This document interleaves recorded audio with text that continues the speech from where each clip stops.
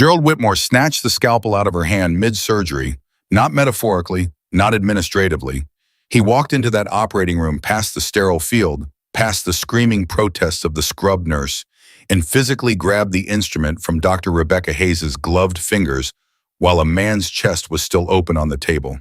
"You're done," he said loud enough for the entire team to hear. "Get this cripple out of my OR." The patient's monitor screamed. The resident froze. And Rebecca Hayes, the woman 3 Navy SEALs would salute before the day was over, stood completely still, blood on her gloves, and did not flinch. Not even once. Before we go any further, if this story moves you, if it makes you angry, if it makes you proud, please subscribe to this channel and follow Rebecca's story all the way to the end. And drop a comment telling me what city you're watching from.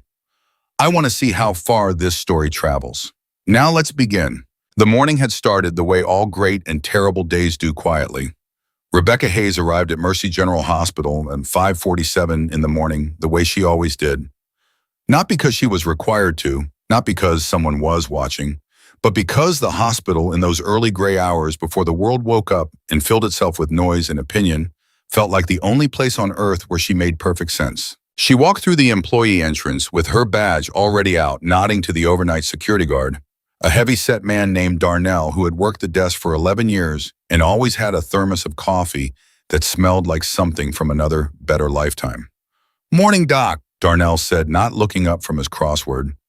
"Morning, Darnell. 7 letters. Means relentless." He looked up. "You always do that." "Tenacity," she said and kept walking. She moved with a gait that was entirely her own smooth.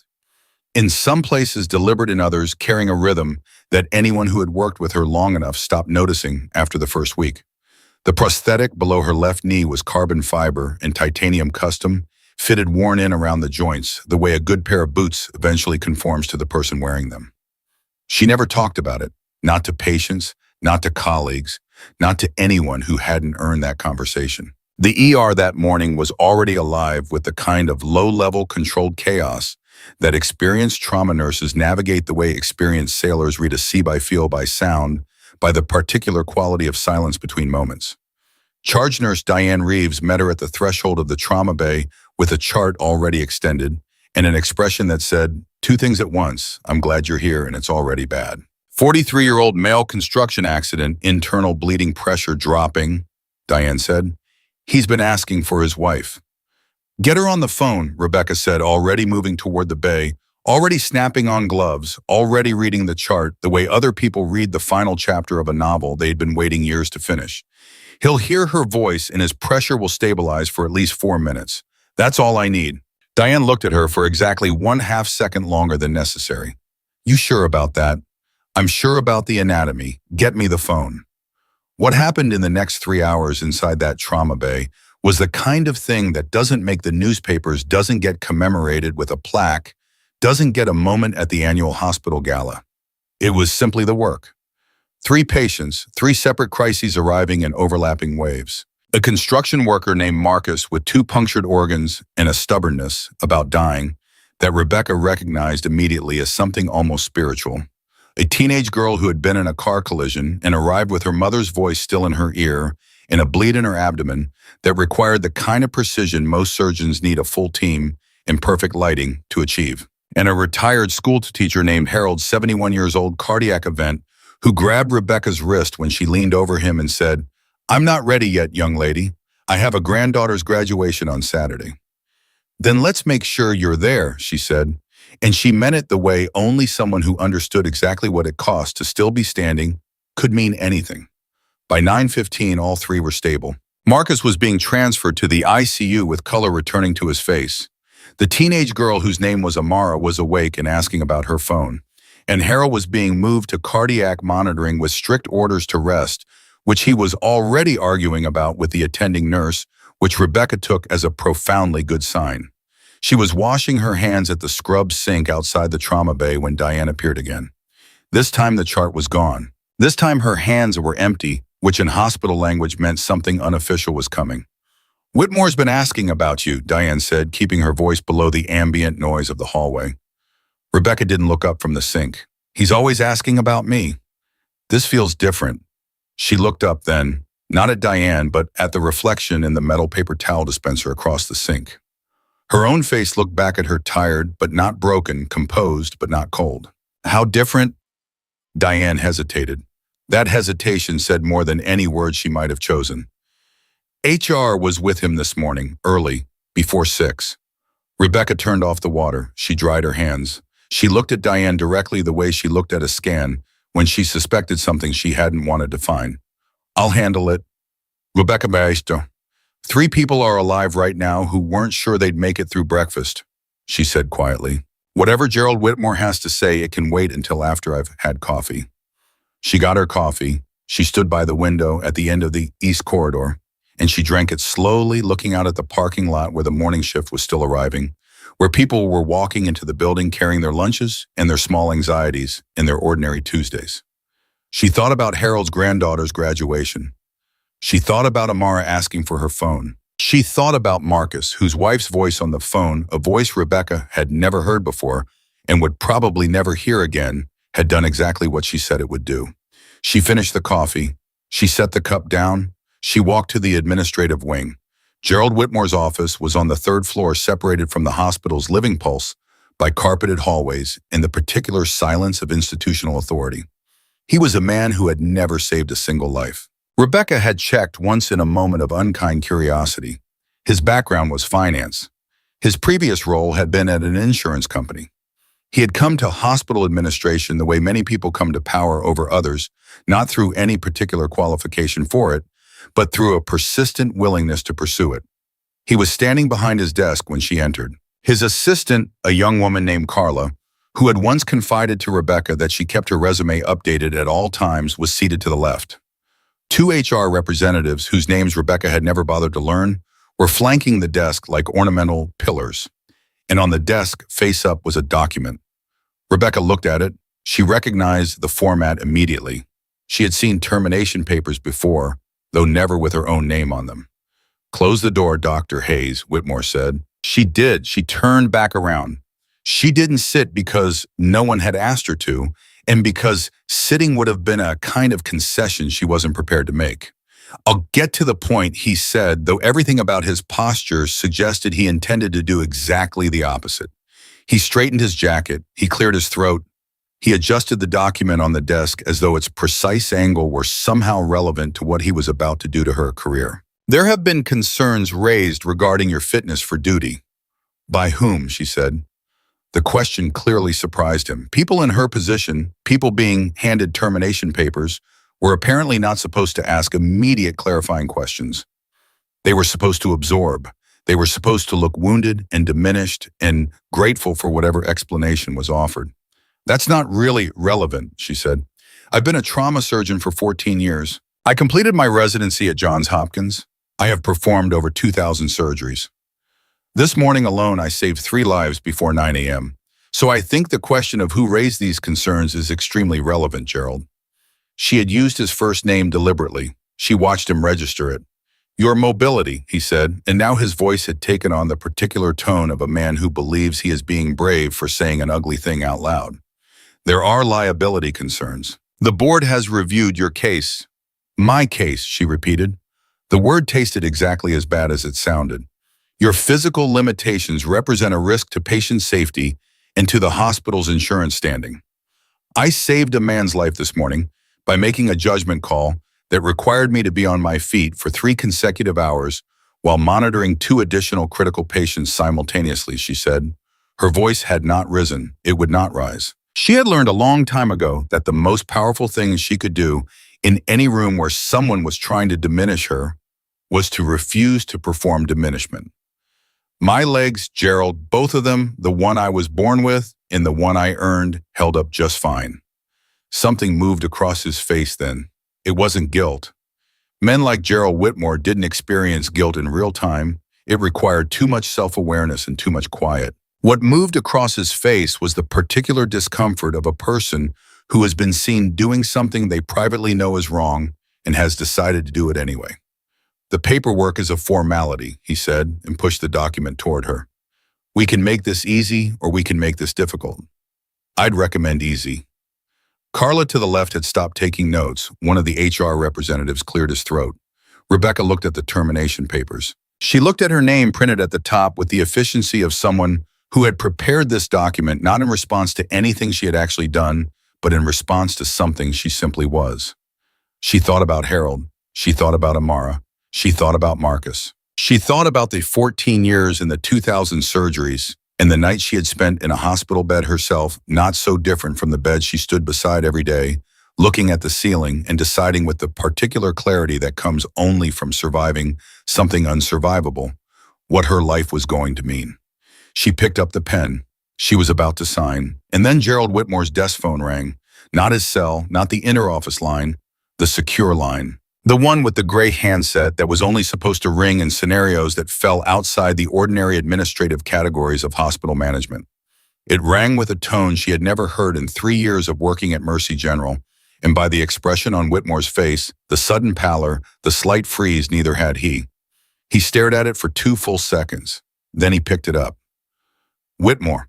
His voice had changed. The authority had drained out of it, the way color drains from a face in shock. Rebecca watched him. She still had the pen in her hand. Whatever the voice on the other end of the line said, Whitmore's response was a series of one-syllable sounds. Yes. No here now that communicated nothing and everything simultaneously. His eyes moved to Rebecca once, then away, then back. She had the strange sensation of watching a man recalculate something in real time, like a compass spinning, as it tries to find north in a place where north has suddenly relocated. He hung up. He did not speak for a moment. He set the phone down with the careful precision of someone trying very hard not to show that their hands have begun to shake. There's something. He stopped, started again. There's a helicopter. Rebecca tilted her head slightly. A helicopter? A military, He stopped again. He looked at the HR representatives the way a man looks at strangers when he is suddenly in urgent need of someone familiar. They're asking for, he looked at her. They're asking for you. The pen was still in her hand. The termination papers were still on the desk. And somewhere above the building, distant at first, then louder, then all at once, the most dominant sound in the entire third-floor administrative wing of Mercy General Hospital, the percussive thrum of rotors began to fill the air. Rebecca set the pen down. She set it down with the same deliberate care with which she set down a scalpel when a procedure was complete. Not thrown, not dropped, placed precisely, with intention. Where are they landing? She said. Whitmore opened his mouth. Nothing came out. The sound was tremendous now. Not merely loud, but present physical. The kind of sound that doesn't just enter the ears but moves through the chest and reminds the body that there are forces in the world that operate entirely outside the jurisdiction of hospital administrators in HR departments in insurance standing. Carla stood up from her chair. She moved to the window. Whatever she saw made her take a small, involuntary step backward. The roof access, Whitmore said finally. There, he pressed a button on his intercom. Somewhere in the controlled chaos of the hospital below, something was happening that had never happened before. But security was not relevant to what was happening. Security was not going to be the operative concept in the next 90 seconds. The sound reached its peak, and then the footsteps began. Not frantic, not rushed. Not the quick, uncertain steps of people who were uncertain of where they were going or what they were doing. These footsteps were methodical, purposeful. The footsteps of people who had been in rooms that were a great deal more difficult to navigate than a carpeted hospital hallway, and had navigated them without hesitation. They didn't knock. The door to Whitmore's office opened with the quiet efficiency of people who understood that the person they were looking for was already in the room. There were 4 of them. Navy working uniforms, no visible rank insignia, but the way they moved, the way they occupied space, the way they made every other person in the room feel as though they had suddenly shifted to the periphery of their own story, communicated everything that insignia might have said and more. They walked past Whitmore, past the HR representatives, past Carla, who had pressed herself against the window, past all of it, all the administrative architecture of consequence and authority, as though it were furniture. They stopped in front of Rebecca Hayes, the one at the front, tall, square-jawed, a face that had seen the kind of weather that doesn't come from clouds, looked at her with an expression that contained no condescension, no hesitation, no calculation. It contained recognition. The specific and irreducible recognition of one professional for another who has earned it. He brought his right hand up, a salute, sharp, held. Dr. Hayes, he said, ma'am. The three behind him mirrored the gesture simultaneously with the precision of people who don't do anything approximately. The room was entirely silent. Gerald Whitmore had not moved. His mouth was slightly open. The termination papers were still on the desk. Rebecca's unsigned name was still at the bottom of the document. And 4 United States Navy SEALs were standing in his office saluting the woman he had been in the process of firing 60 seconds ago because of her leg. Rebecca looked at each of them in turn. She had learned to read faces the way she read vital signs, quickly, completely extracting the essential information before committing to a course of action. What she read in these 4 faces was urgency underneath the composure. There was a mission. There was someone who needed what only she could give, and there was no time for anything that had been happening in this room before they arrived. At ease, she said. They lowered their hands in unison. What's the situation, she said. The one in front, she would learn his name later, would come to know it the way you come to know the names of people you trust your life to, reached into his jacket and produced a single folded paper.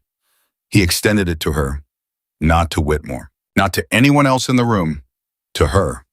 She took it. She read it. Her expression did not change because the information required not a reaction, but a response, and those were very different things. How long ago, she said. 19 hours, he said. He's been stabilized, but it won't hold. We need you airborne in the next 15 minutes. She folded the paper. She looked at the desk, at the termination papers with her unsigned name, at the pen she had set down, at Gerald Whitmore, who had not yet closed his mouth, and whose face had taken on the particular quality of a man who is watching his own authority re-evaporate in real time and cannot identify the exact moment it began.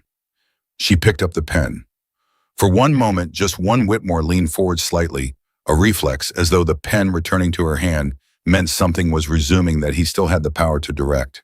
She set the pen in his pen holder, the one shaped like a miniature hospital. She had always found it vaguely absurd. Keep your paperwork, she said to Whitmore, quietly, without heat, without anything dramatic, because drama was a performance, and she had never performed for anyone in her life. I have somewhere more important to be. She turned to the lead SEAL. Give me 3 minutes. I need to tell my charge nurse something. Yes, ma'am. She walked to the door. She opened it. She paused at the threshold and turned back, not to Whitmore specifically, but to the room, to the document on the desk and the pen in the holder, and the HR representatives who had come to witness a termination and had witnessed something else entirely. Those 3 patients from this morning, she said. Make sure the overnight team has my notes. Marcus will need monitoring every 40 minutes. Amara should be moved from the recovery bay by evening. And Harold? She stopped. Something moved through her eyes that was not quite a smile, but lived in the same neighborhood. Harold has a granddaughter's graduation Saturday. Make sure he gets there. She left. Behind her, Gerald Whitmore stood in the silence of his own office, surrounded by documents that now felt like the props from a play that had just been canceled mid-performance, listening to the sound of 4 pairs of military boots following a surgeon with a prosthetic leg down his hallway, like she was the only compass in the building, pointing anywhere worth going. Which in every way that mattered she was. Diane was at the charge station when Rebecca came around the corner. She saw the 4 men behind her. She saw Rebecca's face, that particular expression she wore when something had escalated beyond the ordinary scope of things, but she had already decided how to handle it. Diane had known Rebecca for 6 years. She had learned to read that face the way Rebecca read vital signs. Marcus, 40-minute checks, Rebecca said, stopping at the station and writing as she spoke. Amara moved by 6 p.m. Harold. I heard, Diane said. She was already writing it down. She was not asking questions because some situations announce themselves clearly enough that questions are a kind of waste. How long? I don't know yet. Diane looked up. Behind Rebecca, the 4 men stood with the particular patience of people accustomed to waiting in circumstances far more difficult than a hospital corridor. Diane looked at them. She looked back at Rebecca. Are you okay? She said. It was the kind of question that contained inside its simplicity a very large number of other questions. Are you scared? Are you ready? Do you know what you are walking into? Do you know what you are walking away from? Do you understand that I am asking because I care about you as a person and not just as the surgeon who makes the impossible look routine on a Tuesday morning. Rebecca looked at her for a moment. She did something then that she rarely did. She placed her hand briefly over Diane's just for a second, just long enough for it to count. "Take care of them," she said. She turned and walked back toward the seals. She was already thinking forward, the way she always thought, not about what had just happened, but about what was about to happen, about the surgery waiting somewhere at the end of a helicopter ride, about the body she was going to have to understand rapidly and completely, and fix under conditions that would make this morning's trauma bay look like a classroom exercise. The lead SEAL fell in beside her as they moved toward the roof access. "We've sent your medical file ahead," he said. "The team has prepped a field surgical unit. You'll have everything you need." "What I need," she said, "is to know what I'm dealing with before we land. We'll brief you in the air." "Then we're already running behind," she said. "Start now." He looked at her. For just a fraction of a second, something shifted in the professional composure. Not doubt, but the slight recalibration of someone who had expected competence and encountered something a level above it. "Yes, ma'am," he said, and he started talking. She listened with the entire focused architecture of her attention as they walked. She asked 3 questions. Each one cut straight to the information that the previous answer had left implied but unstated. By the time they reached the roof access door, she had already begun to form the procedural map in her mind. The steps, the contingencies, the moments where the margin for error would narrow to something that required not just skill, but the particular kind of clarity that comes from having survived something unsurvivable and decided on the other side of it to still be here. The door opened. The rotor sound came back, immediate total of physical thing. She stopped at the threshold, not from hesitation. From a habit she had never quite explained to anyone, a moment, just a moment that she gave herself at the beginning of every procedure.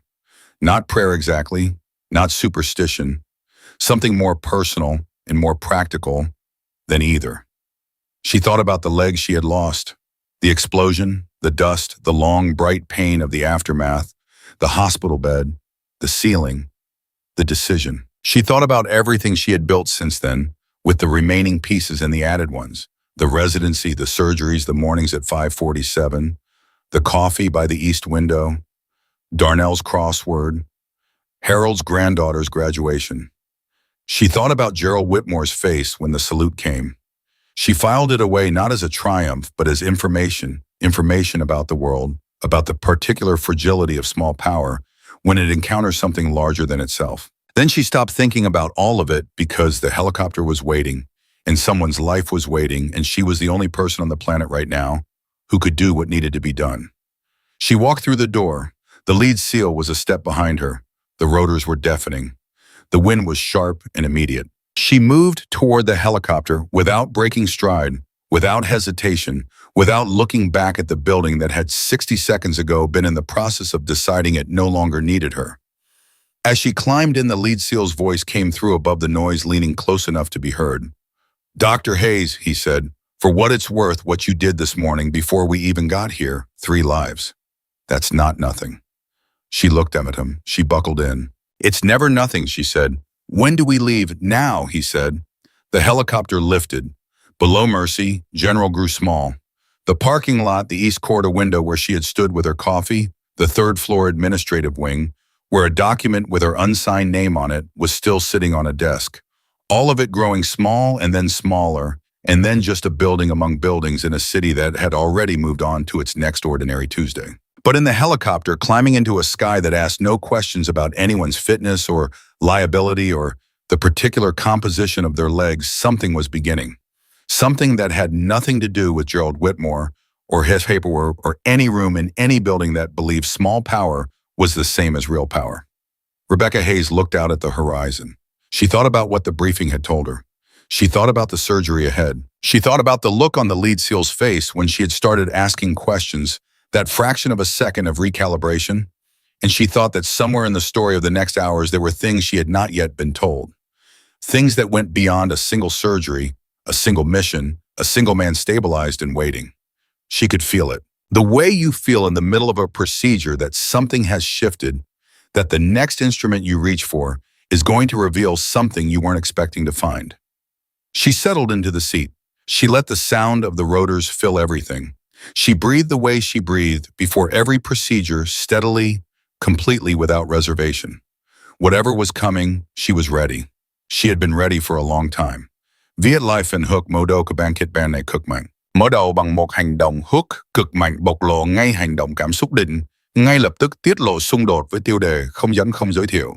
Dài 90 đến 110 từ hook xung đột với tiêu đề hay và kịch tính hơn và nhấn mạnh hành động bạo lực của nhân vật phản diện 10-20 bọn. Architected intense villain-driven opening with immediate conflict. Architected intense villain-driven opening with immediate conflict. Gerald Whitmore snatched the scalpel out of her hand mid-surgery. Not metaphorically, not administratively. He walked into that operating room past the sterile field, past the screaming protests of the scrubbed nurse, and physically grabbed the instrument from Dr. Rebecca Hayes's gloved fingers while a man's chest was still open on the table. "You're done," he said loud enough for the entire team to hear. "Get this cripple out of my OR."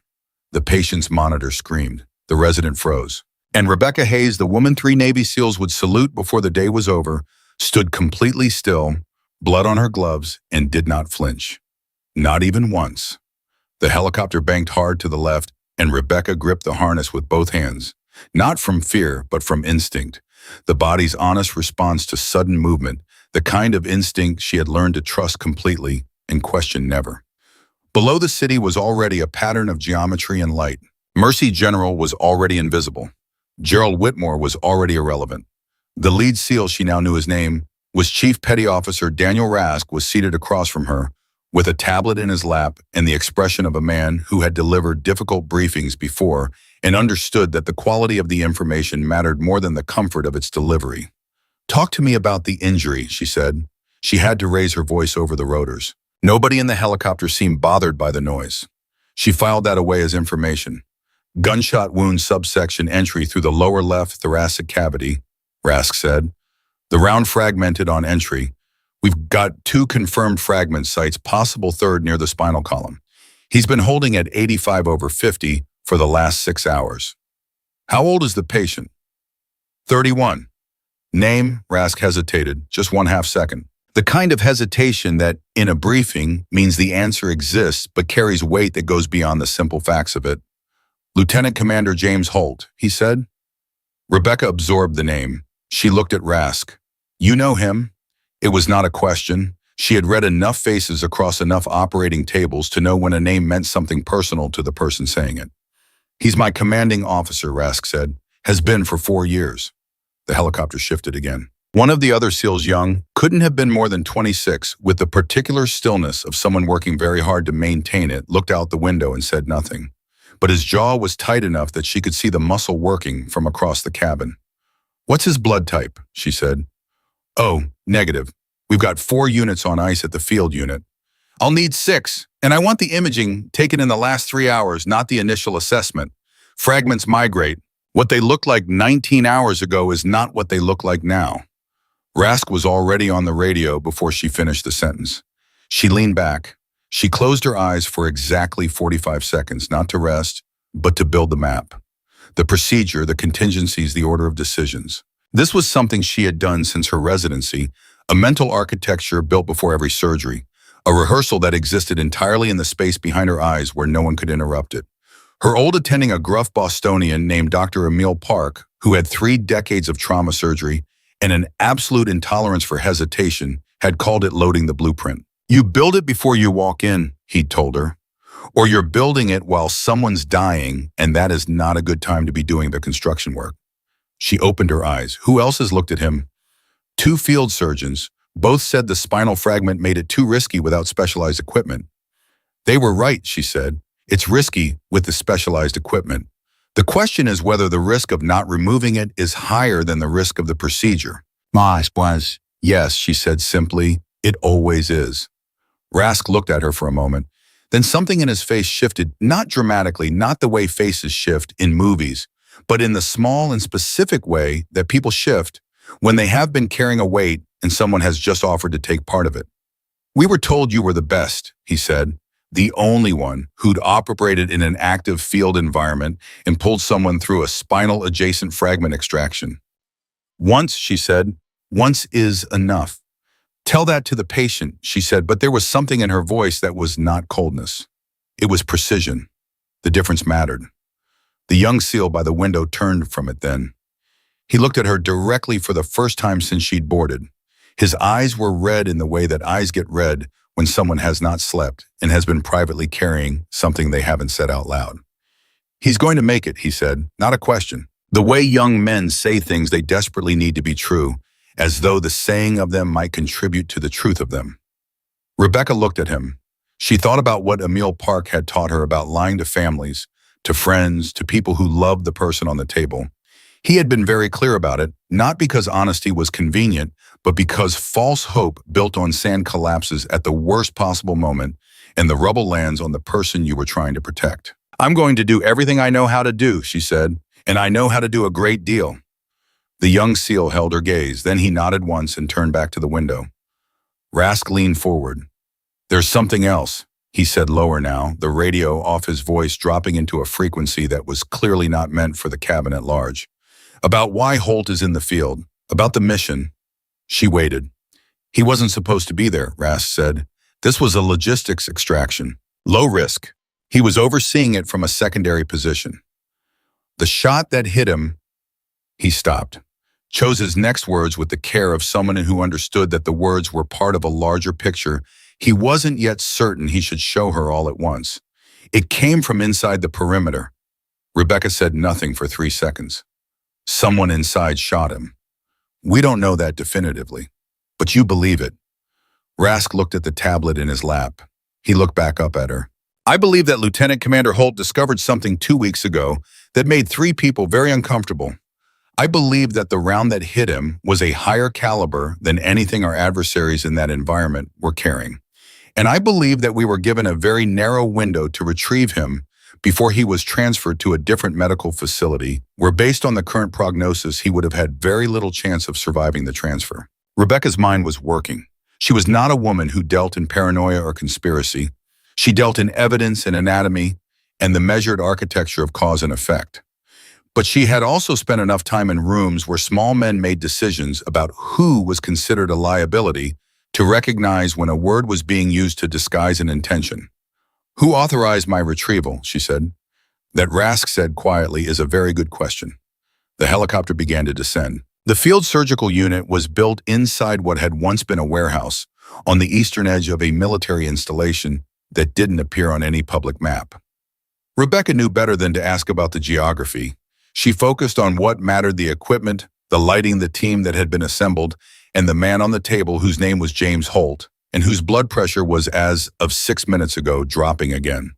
Dr. Priya Anand was waiting at the entrance to the surgical suite. She was small, precise, with the particular economy of movement that came from years of working in spaces where there was no room to waste motion. She had been briefed. She had the imaging ready.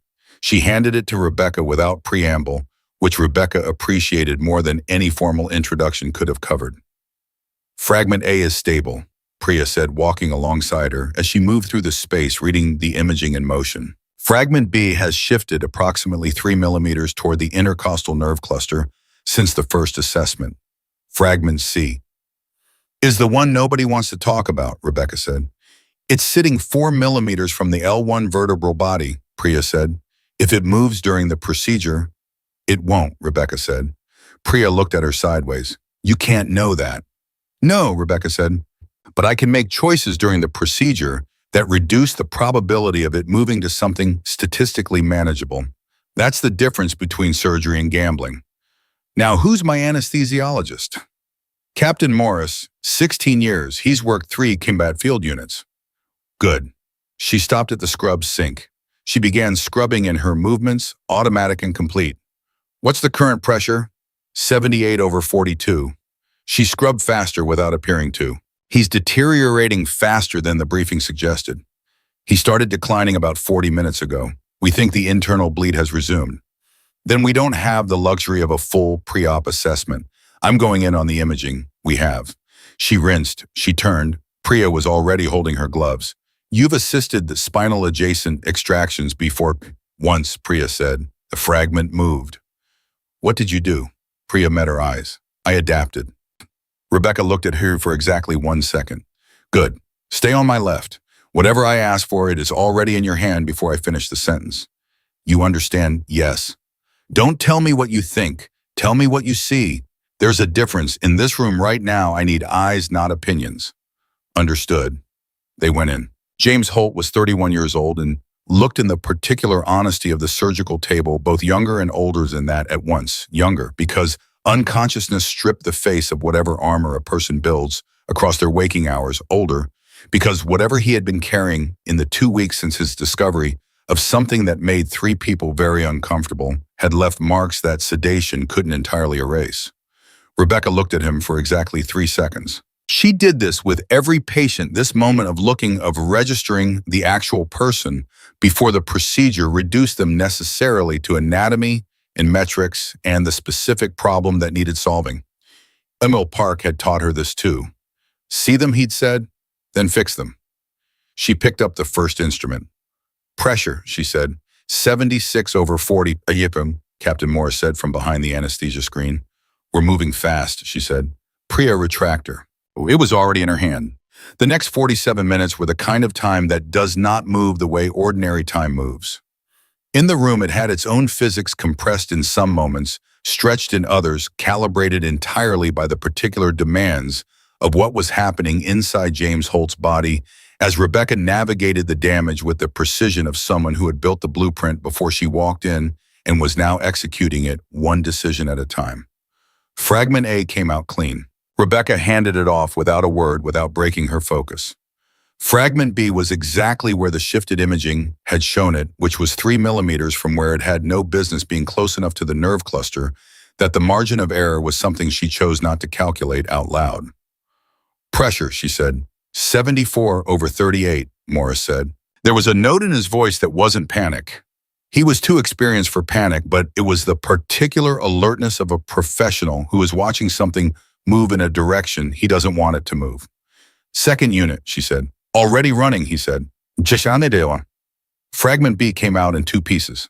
She had anticipated this. She did not announce the anticipation. She simply dealt with the second piece, the way she dealt with every unexpected development in a procedure, by having already somewhere in the blueprint considered the possibility of it. Then there was Fragment C, 4 millimeters from the L1 vertebral body. Sitting in the worst possible position with the specific stillness of something that had not decided yet whether it was going to cooperate. The room was very quiet.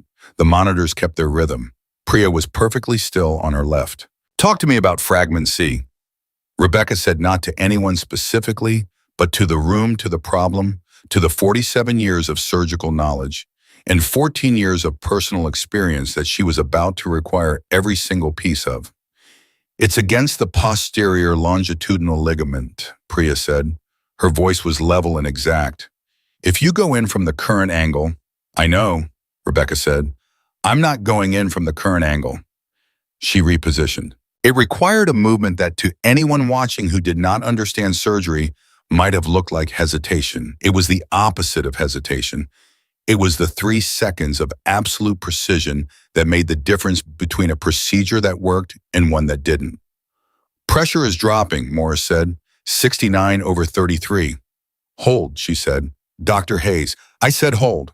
Her voice was not raised. It was the voice of someone who knows exactly what they are doing and requires the room to trust that knowledge for approximately 90 more seconds. Priya, micro-retractor. It was already there. She went in for Fragment C with the particular stillness of someone who has learned to operate in conditions that the human nervous system was not designed to perform well under, and learned it not in a classroom, but in the specific and irreversible education of surviving things and deciding to stay standing after them. The fragment moved. Not much. 1 millimeter. Maybe 1.5. But in the geography of the human spinal column, 1 millimeter is a country. It's migrating, Priya said, and there was the first note of something that was not quite fear, but was adjacent to it. I see it, Rebecca said. She was already adapting. The blueprint in her mind had always had this page, even though she had hoped not to need it. She reached for the instrument she needed before she said the name of it. Priya put it in her hand. The next 40 seconds were not something Rebecca would ever describe to anyone who hadn't been in that room. Some things happened in a space that language was not built to inhabit. What she would say later if pressed was that she made a choice. And the choice held. Fragment C came out. The monitor's rhythm changed, not flat, not silent, but different, stronger.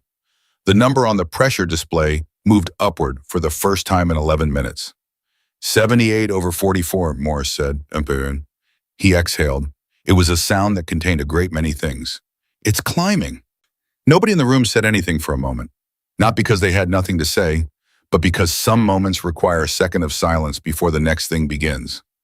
Close for me, Priya, Rebecca said. You know the sequence. Yes, Priya said. Rebecca stepped back from the table.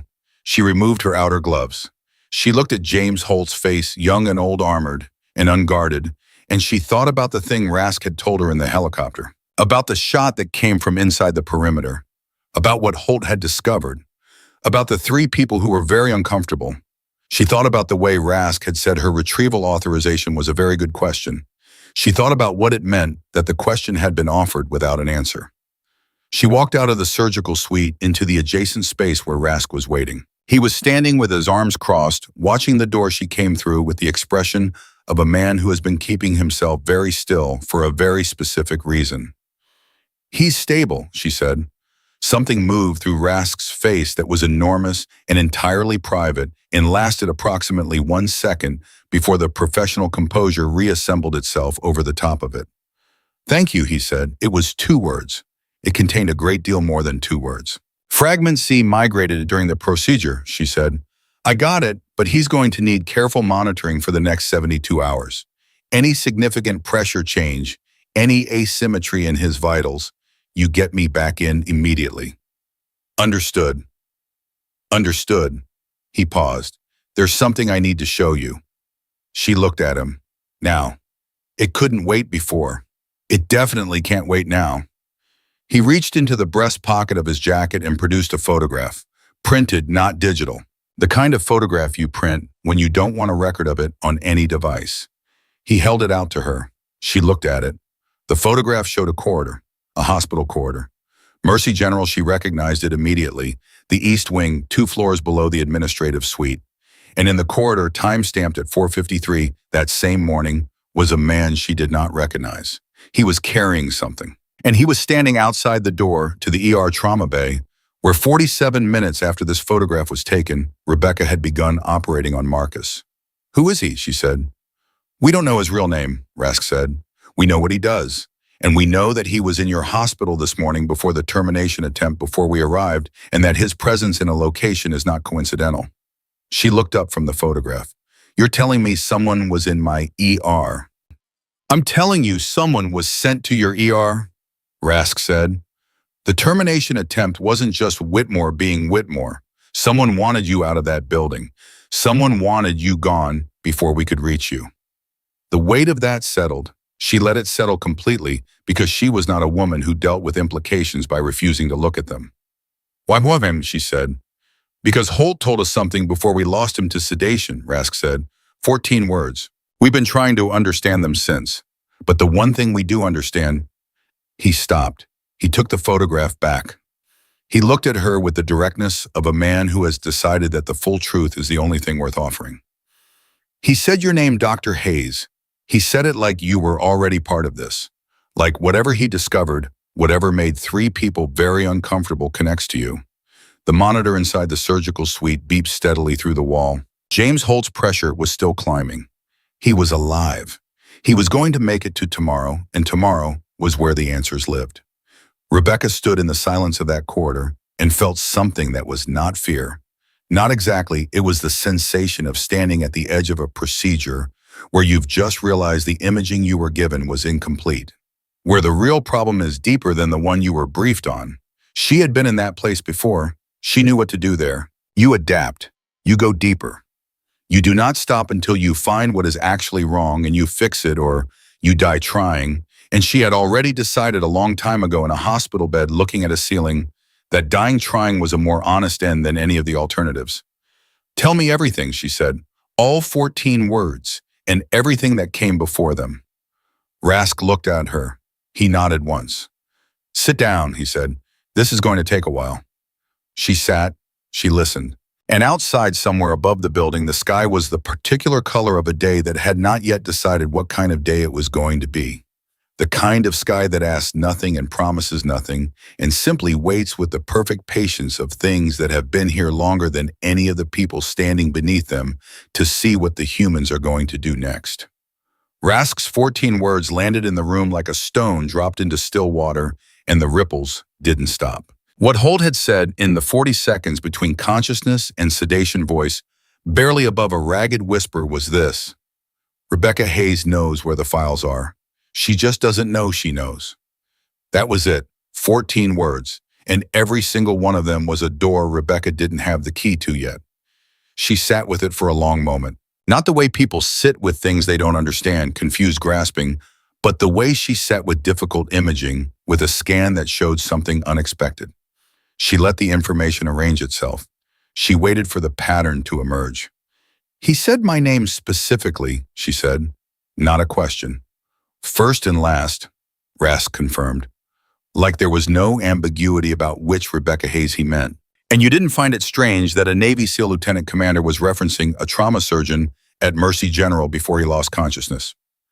We found it extremely strange, Rask said. That's why we were in Whitmore's office this morning. She looked at him sharply. You already knew about the termination attempt.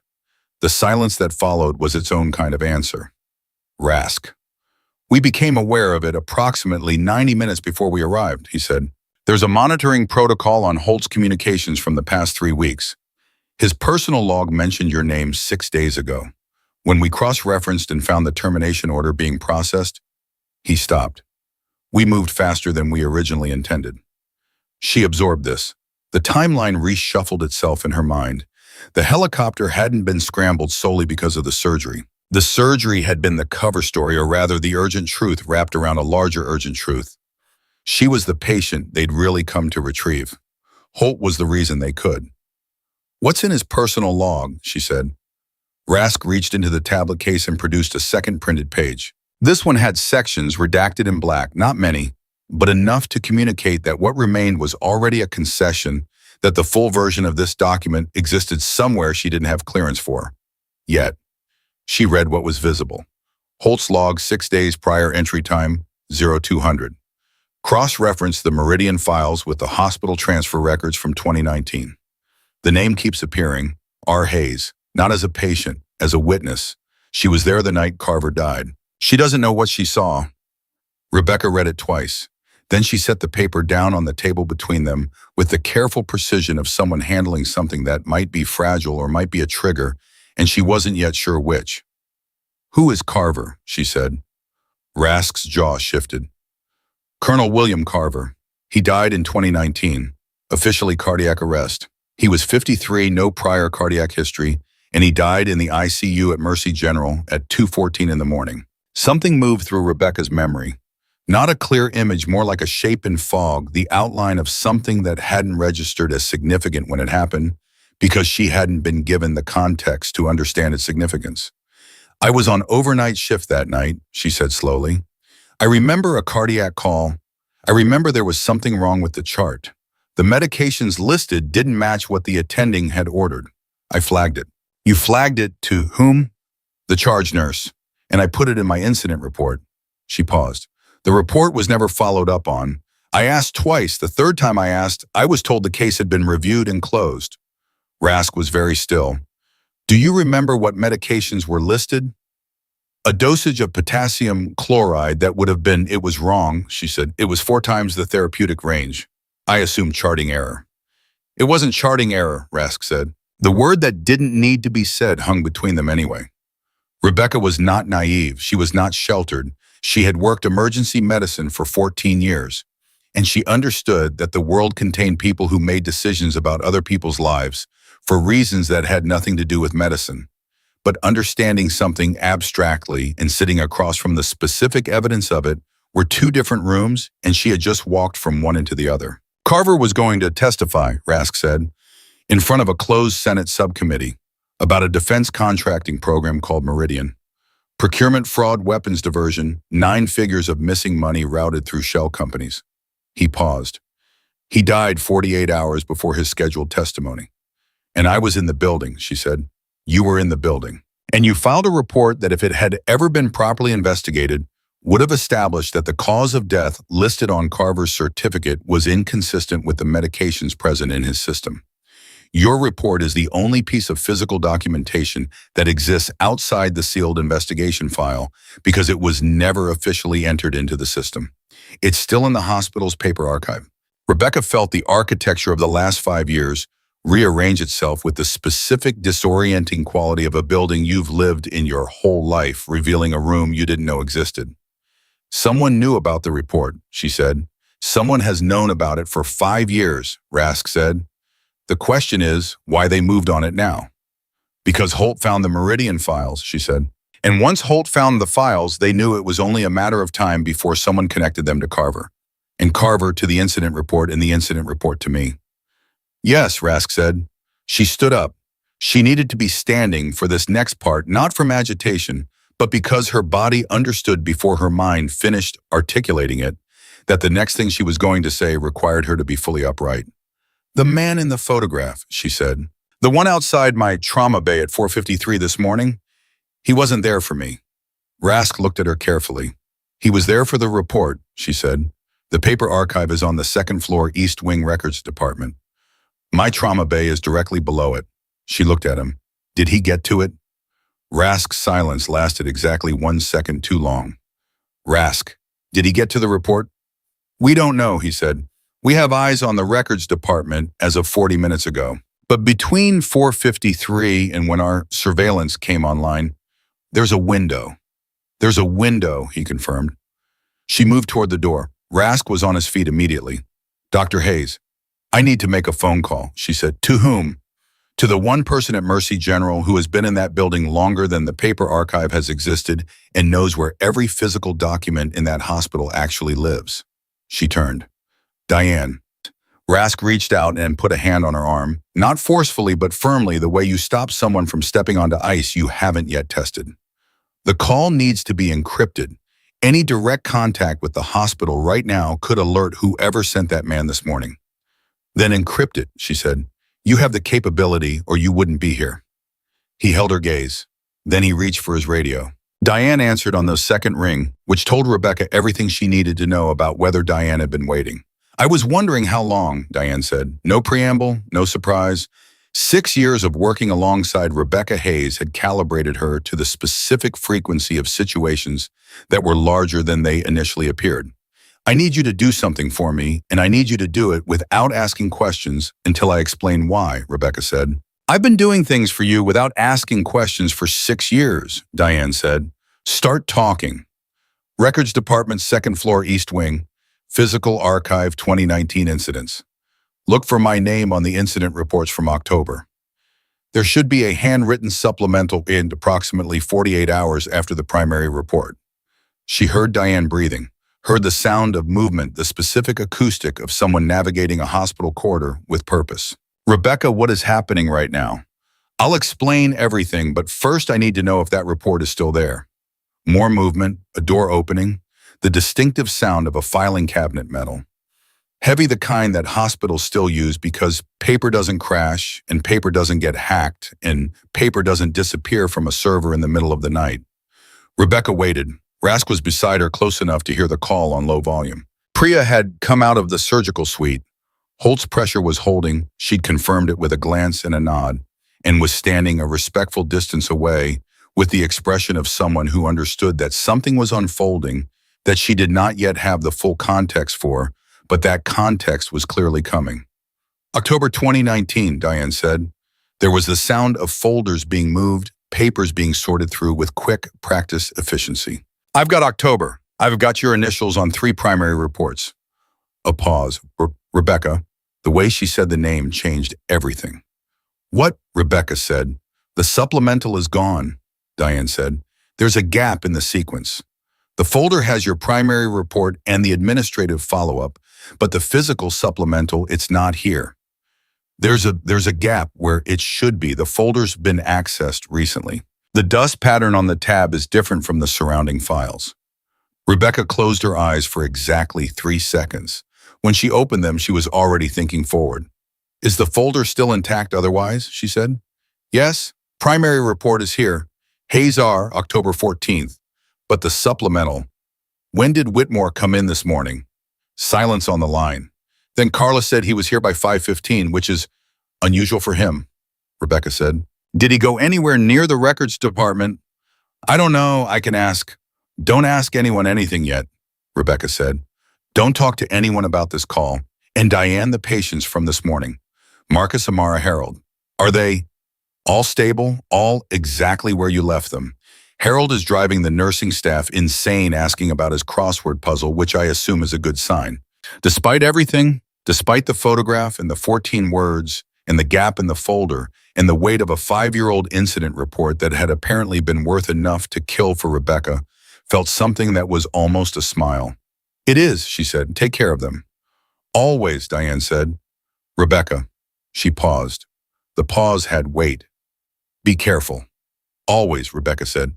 And she meant it with the same completeness that Diane had meant hers. She ended the call. She turned to Rask. He had heard everything. The supplemental is gone, she said, which means whoever sent that man this morning has the only physical copy of the report. Not the only copy, Rask said. She looked at him. He reached into the tablet case one more time. This time, what he produced was a folded photocopy slightly worn at the edges, the kind of copy that had been made carefully and stored somewhere other than a hospital filing cabinet. She took it. She unfolded it. She looked at her own handwriting from 5 years ago, the precise clinical handwriting she had developed through residency, the handwriting that meant she had been writing under fluorescent lights at 3 in the morning after a shift that should have ended 4 hours earlier, the handwriting that documented a potassium chloride dosage that was 4 times the therapeutic range and had never been properly explained. How do you have this? She said. Holt had it, Rask said. It was in the Meridian files. Someone inside the hospital made a copy, and it ended up in a document cache that was part of the broader investigation. Holt found it 6 days ago when he was cross-referencing the Meridian financial records. He paused. He recognized its significance immediately. She looked at the photocopy in her hands, her own handwriting, 5 years old. Written in a moment she had filed away as a bureaucratic frustration and moved on from because the alternative, sitting with the implication of what she'd seen, had not seemed like a road that led anywhere productive. She had been wrong. The road had been there the whole time. She just hadn't known anyone was still on it. What happened to Holt's mission, she said, the one he was on when he was shot? It was a retrieval, Rask said carefully. Documents from a source inside a foreign defense ministry. Documents that corroborated the Meridian financial records. With those documents in your incident report, the actual original, the case for a reopened investigation, becomes unignorable. And without them, without the corroborating documents, the incident report is a 5-year-old handwritten note from a surgeon who no longer works at the hospital where the incident occurred. Compelling but dismissible. He paused. With the corroborating documents, it's the cornerstone of a criminal case against people who are currently sitting in positions of significant authority. Who? She said. Rask didn't answer immediately. He looked at the door to the surgical suite, then back at her. Then he made a decision that she could see him making the specific movement of a person who has been carefully managing information and has just decided that the time for careful management has passed. The Meridian program was authorized at 3 levels, he said. The contractor level, the procurement level and the oversight level. The contractor level is already exposed to arrests last year, both pled out.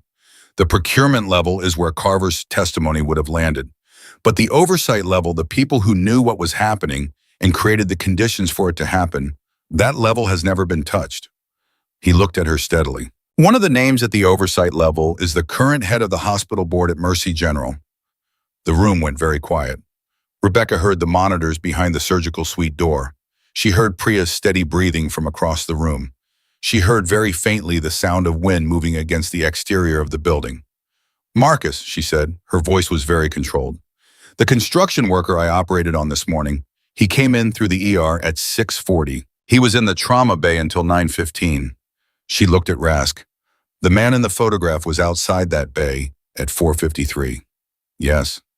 If someone was in the records department stealing the report at 5 a.m. and that same network is connected to the hospital board, she stopped. Something cold moved through her. Not fear, but the clinical recognition of danger. The same recognition that made her very good at her job, the ability to see the actual shape of a situation without flinching from it.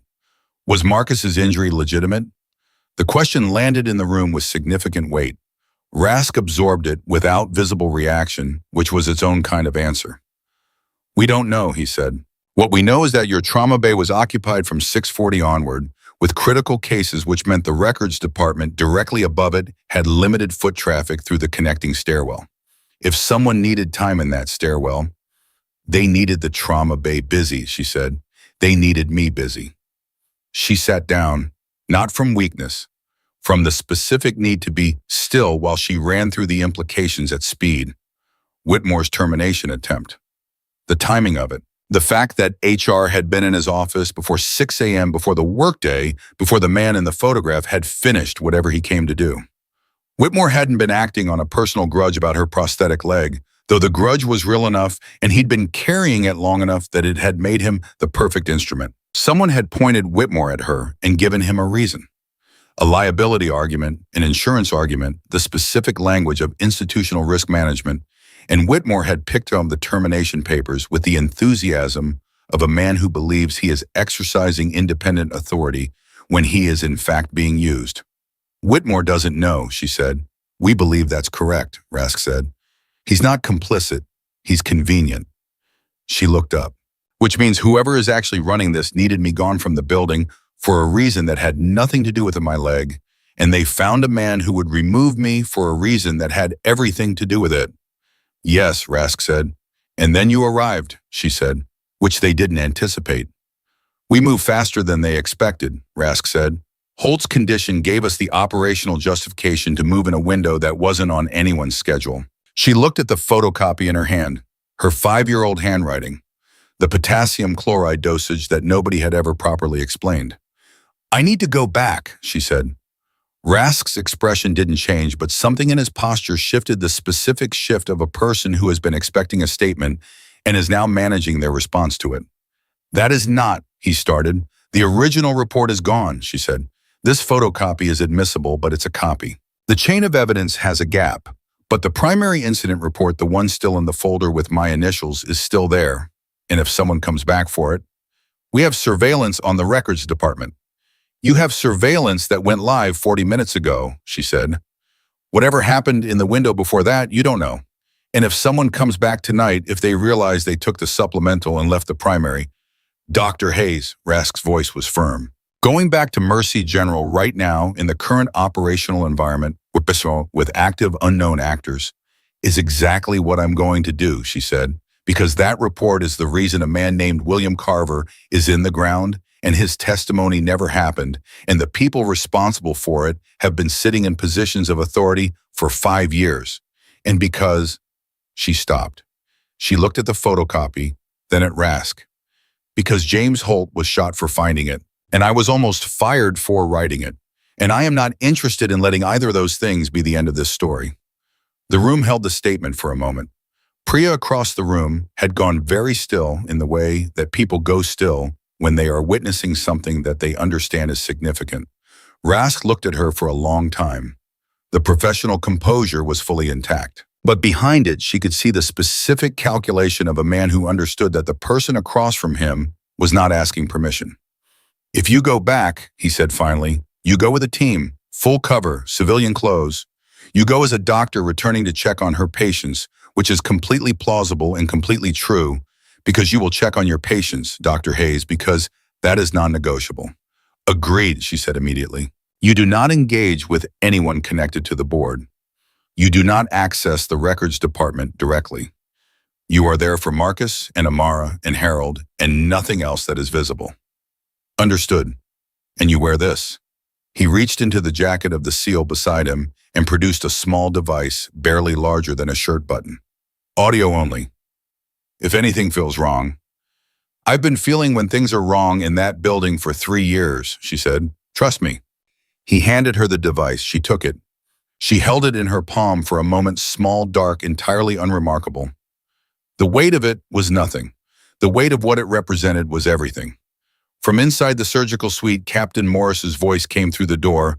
"Pressure's holding at 89/56. He's stabilizing." James Holt was going to make it through the night. He was going to wake up tomorrow. And when he did, he was going to need the case that he had been shot for building to still be standing. Rebecca closed her hand around the device. She looked at Rask. "When do we leave?" she said. It was the same question she had asked in Whitmore's office that morning, standing over the termination papers with 4 seals saluting her in the room where she had almost been erased. It was becoming, she realized, something of a pattern. The question she asked when a door opened into something larger and more dangerous than the room she was already in. Rask almost smiled. It was the closest thing to a smile she had seen from him. 20 minutes, he said. We prep the team, we go over the layout, and we move clean. She nodded. She looked once more at the photocopy, at her handwriting. At the date October 14th, 2019, 3 a.m., the fluorescent lights and the wrong medication dosage, and the incident report she had filed twice, and then filed away in the part of her mind reserved for institutional frustrations that didn't resolve themselves. It had resolved itself. Just 5 years late, and several floors above, where she'd expected. She folded the photocopy and placed it in her jacket pocket. She straightened. She thought about Harold's granddaughter's graduation on Saturday. She thought about Amar asking for her phone. She thought about Marcus with color returning to his face. She thought about William Carver, who had been 53 years old with no prior cardiac history and who had died in a hospital bed at 2:14 in the morning because someone had decided his testimony was more dangerous than his life. She was going back to Mercy General. She was going to walk through that building the way she always walked through it early, steady her own particular rhythm with the confidence of someone who belonged there completely and knew it in every bone she'd been born with and everyone she'd earned. And this time she wasn't leaving until the whole story was in the light. 20 minutes later, Rebecca was in the back of an unmarked vehicle moving through city traffic with 2 SEALs in civilian clothes in the specific silence of people who have a plan and are conserving themselves for the execution of it. Rask was in the front passenger seat. He had not spoken since they pulled out of the installation, which she had come to understand was not indifference but concentration, the way he organized himself before something required his full capacity. She respected it. She was doing the same thing. The photocopy was in her jacket pocket. The audio device was clipped inside her collar, small and invisible and warm against her skin. Her hospital badge was in her hand. They had retrieved it from her coat before leaving because nothing would signal normalcy at Mercy General more efficiently than Dr. Rebecca Hayes walking in with her badge already out the way she always did, the way Darnell at the security desk had seen her do 100 times. It was 4:47 in the afternoon. She had left the building at approximately 9:20 that morning. In the intervening 7.5 hours, she had saved a Navy SEAL's life, learned that a 5-year-old incident report she had written at 3 in the morning was the cornerstone of a federal criminal case, and discovered that the man who had tried to fire her that morning had been maneuvered into doing it by people with significantly more at stake than his personal comfort with prosthetic limbs. It had been by any measure a full day, and it wasn't finished.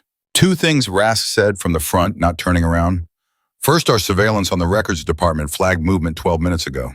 Someone went into the physical archive room. Building security shows a staff ID badge used on the door. The badge belongs to a records clerk named Philip Osei, who clocked out at 3 p.m. Rebecca processed this. Someone used his badge after he left. Correct. Who has access to staff badge credentials. HR, building security, and anyone with administrative override. He paused. Whitmore's office has administrative override. Whitmore still doesn't know, she said. It wasn't a defense of him. It was a clarification of the operational picture. Someone used his override without his knowledge. That's our assessment. What's the second thing? Rask turned around then. He looked at her directly. Harold Kim, he said, your patient from this morning. Something tightened in her chest. Not panic. She did not panic, but the specific alert that comes when 2 separate tracks of information converge unexpectedly. What about him? His full name is Harold Sungjin Kim. He retired in 2014 from a position at the Department of Defense Procurement Division. Rask held her gaze. He was William Carver's direct supervisor. The vehicle moved through an intersection. A horn sounded somewhere outside. Rebecca sat completely still. He was in my ER this morning, she said. Yes. He had a cardiac event. Yes. A genuine one. We've verified his medical history. He's been managing arrhythmia for 3 years. But the timing, Rask stopped.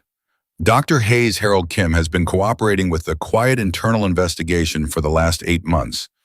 He is the source who provided Holt with the initial Meridian file locations. The architecture of the morning rearranged itself one more time, Harold grabbing her wrist. I'm not ready yet, young lady. I have a granddaughter's graduation on Saturday. And her response said with the complete conviction of someone who meant every word, then let's make sure you were there. She had not known who she was saving. She had simply saved him the way she saved everyone completely without reservation, without calculating the value of the life against anything other than the fact that it was a life and it was in front of her and she knew how to help. He's still in cardiac monitoring, she said. 3rd floor East Wing. We know, Rask said. He's been moved to a private room. We have someone in the hallway. Does he know I'm coming back? He was told you might. She looked out the window. The hospital was visible now 3 blocks ahead, the familiar shape of it, the building she had walked into at 5:47 that morning, carrying nothing more complicated than her badge and her coffee intention and the ordinary purpose of another Tuesday. When I go to see Harold, she said, I'm going to need 5 minutes alone with him.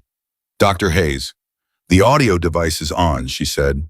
You'll hear everything, but he needs to see my face without a room full of people in it, and he needs to know that I know who he is and that the thing he spent 8 months helping to build is still standing. She looked at Rask. He had a cardiac event this morning. His body has been through significant stress, and he is a 71-year-old man who has been carrying the knowledge of what happened to William Carver for 5 years. He deserves 5 minutes. Rask held her gaze for a long moment. Then he nodded once. The vehicle stopped half a block from the employee entrance. Rask turned fully around and looked at her with the particular directness she had come to recognize as his version of genuine feeling operating beneath the professional surface. In and out, he said. Marcus first, then Amar, then Harold. Records department stays off your route entirely. If you see anyone you don't recognize behaving in a way that doesn't fit the environment. I've been reading hospital environments for 14 years, she said. I'll know. Touch your badge to your collar if you need extraction. Don't say anything, just touch it. Understood. She opened the door, she paused. Rask, the person who used Whitmore's administrative override to access the records department 12 minutes ago, do you have an image? He looked at his phone. He turned it to show her. The image was grainy security camera quality corridor lighting, but the figure was clear enough. A man, compact build, efficient movement, the kind of posture that spoke of training. Not the same man as the photograph from 4:53 that morning. A different person, the same network. They sent 2, she said. At minimum, Rask said. She looked at the image for 3 seconds, memorizing it the way she memorized anatomy, completely structurally with the specific attention of someone who understands that what they are looking at is going to matter later. Then she got out of the vehicle. Darnell looked up from his crossword when she came through the employee entrance. His expression moved through surprise, then relief, then the particular warmth of someone who has been quietly worried and is now less worried. Doc, he said, heard some things today. Probably accurate, she said. You okay? She stopped. She looked at him, really looked the way she looked at patients, the way she looked at people she actually saw. I'm good, Darnell. How's the crossword? Stuck on 9 down, 7 letters, means immovable. Bedrock, she said. He wrote it in. He nodded slowly. It's the way that people nod when a word fits somewhere they needed it to. Bedrock, he repeated. Yeah, that works. She kept walking. The ER had shifted into afternoon mode, different energy than the morning, less acute chaos, more the steady rhythm of a building that had absorbed the day's shocks and was processing them. She recognized 2 nurses at the station, caught a look from one of them, Dr. Patel, who had clearly heard something about the morning's events and moved through without stopping. Because stopping would have required explanations she didn't have time for yet. Marcus was in the ICU on the 2nd floor. She took the stairs. Always the stairs, the elevator was slower, and the stairs gave her 30 seconds of transition time between floors, 30 seconds where she could organize her mind for whatever came next. She pushed through the ICU door and immediately found his bed. By the sound of his voice, he was talking, which was the best possible sign. He was talking to a woman Rebecca recognized as his wife from the photograph on his chart, a woman who had at 6:45 that morning spoken into a phone while her husband lay bleeding and had not known that her voice was the instrument keeping him alive long enough for Rebecca to do the rest. Marcus saw her first. His face did something immediate and unguarded, the specific expression of someone for whom a face has become associated with the moment between not existing and existing. "Hey," he said. His voice was rough but steady. "There she is." His wife turned. She was a compact woman with tired eyes and the particular composure of someone who had been holding themselves together through force of will for the last 10 hours. She stood up immediately. "Dr. Hayes," she said, I don't have words for—" "He did most of the work," Rebecca said, which was not entirely true but was true enough in the ways that mattered. She moved to Marcus's chart, reviewed his numbers, pressed 2 fingers briefly to his wrist, not because the monitor wasn't telling her his pulse, but because touch communicated something monitors couldn't. "How's the pain level?" 6, Marcus said, which I'm choosing to interpret as 4 because I'm tougher than the number. "You're interpreting it correctly," she said. "Your pressure's good. Fluid balance is where I want it. The attending tonight is Dr. Park, not Emil Park, different in Park, but competent, and I've left detailed notes." "You're not staying." His wife's voice had a quality of alarm in it that was entirely reasonable and entirely understandable. "I have somewhere I need to be," Rebecca said. She looked at Marcus directly. "But you're going to be fine." "That's not me being reassuring. That's me reading your chart and telling you what it says." Marcus looked at her for a moment. Then he said quietly, with the specific gravity of someone who understood that what had happened that morning was not ordinary, "Thank you for not giving up on me." She held his gaze. "That was never on the table," she said. She left the ICU. She moved to the recovery bay where Amara had been transferred as requested to a regular room. Amara was indeed on her phone, her mother sitting beside her, and when Rebecca appeared in the doorway, Amara looked up, and the expression on her 17-year-old face was something that Rebecca filed in the part of herself she kept for the moments that made the rest of it worth everything it cost. "You came back," Amara said. "Checking in," Rebecca said. "How's the pain?" "Whatever they gave me is incredible," Amara said. "Is that a weird thing to say?" "It's an accurate thing to say," Rebecca said. "That's better." Amara's mother stood and put her hand on Rebecca's arm and didn't say anything, which was the right choice because some things require the specific dignity of silence. Rebecca spent 4 minutes with them. She checked Amara's chart, confirmed the attending's notes aligned with her own, and answered 2 questions. One medical, one logistical, with the directness that she applied to all questions that deserved actual answers. Then she took the stairs to the 3rd floor. Harold's private room was at the end of the east corridor. The seal in civilian clothes outside his door was good. She almost didn't clock him, and she was looking. He gave her a barely perceptible nod as she passed. She knocked once and went in. Harold was upright in the bed, which surprised her for approximately half a second before she remembered that this was a man who had spent 8 months feeding classified documents to a Navy SEAL lieutenant commander and had managed to do it without anyone noticing. He was not someone who lay passively in beds waiting for things to happen. He looked at her, and something in his face, something that had been held at significant tension for a very long time, shifted. "I wondered if they'd bring you back," he said. "They didn't bring me back," she said. "I came back." She pulled the chair close to the bed and sat down. "You know why I'm here?" "I have a reasonable idea," he said. He looked at her hands, the surgeon's hands steady as always, then at her face. "Holt found you." "Holt found my report," she said. "I didn't know I was findable." "You've been findable since 2019, Harold said. He said it without accusation, more with the particular weariness of someone who has been carrying the weight of a truth for a long time and is finally setting it down. "I knew about your incident report 3 weeks after you filed it. A colleague flagged it to me, someone who understood what it meant. Someone who was also afraid. Why didn't you come to me then?" "Because you were a resident," he said. "Because the people involved had resources I couldn't match, and I didn't know who to trust, and I made the calculation." He stopped. He looked at his hands. "I made the calculation that protecting you meant keeping you ignorant, that if you didn't know what you'd seen, you couldn't be a threat, and if you weren't a threat, you'd be safe." Rebecca sat with that. It was the kind of decision she understood from the inside, the decision to protect someone by not telling them the truth, and she understood both why it was sometimes necessary and exactly what it cost. "William Carver," she said. Harold's jaw tightened. "He was the best man I knew in 30 years of government service." he said, honest in a way that is genuinely rare in that environment. He found the meridian discrepancies on his own. Nobody sent him looking. He brought them to me first because he trusted me, and I told him to go through official channels because I still believed in official channels. He paused. He was dead 48 hours later. And you knew it wasn't cardiac arrest. I knew the moment I heard, he said, because I knew what he was about to say in front of that committee, and I knew who was listening. He looked at her steadily. I've spent 5 years building the case quietly enough that the people responsible wouldn't see it coming. Holt was the final piece. He had the friend corroboration, the financial trail, and your report. 3 separate streams of evidence from 3 separate sources that converge on the same conclusion. The primary incident report is still in the records department, Rebecca said.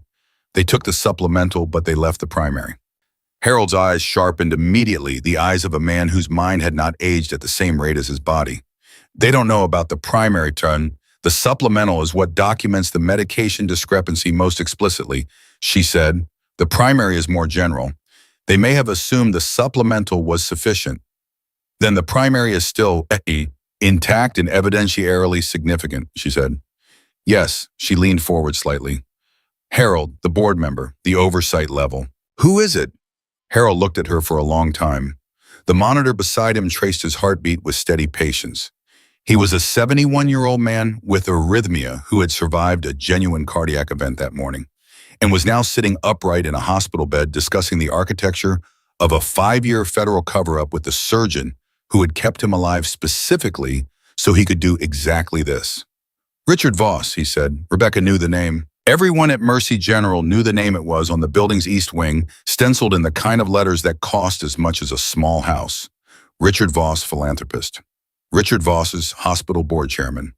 Richard Voss, the man whose annual donation gala was the social centerpiece of the hospital's fiscal year and whose photograph was in every corridor in the administrative wing. He's here, she said, not a question, a realization assembling itself in real time. He's in the building right now. The board meets on the 3rd Tuesday of every month. She looked at Harold. Today is Tuesday. The monitor bopped. Harold's pulse had increased by 11 beats per minute. He knew it and she knew it, and neither of them commented on it because neither of them had time. The board meeting is in the 4th floor conference room, Harold said. It started 45 minutes ago. And the records department is directly below the 4th floor, she said. Rebecca. His voice was urgent in a way it hadn't been before. If Voss knows the supplemental has been retrieved, if someone reported to him during that meeting, he'll know the primary is still there. She finished. She stood up. She touched her badge to her collar, one deliberate, clear contact. In the vehicle, half a block away, Rask would hear it. He would know.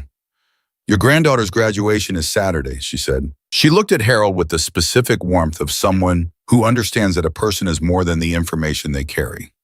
You're going to be there, Jane. Rebecca.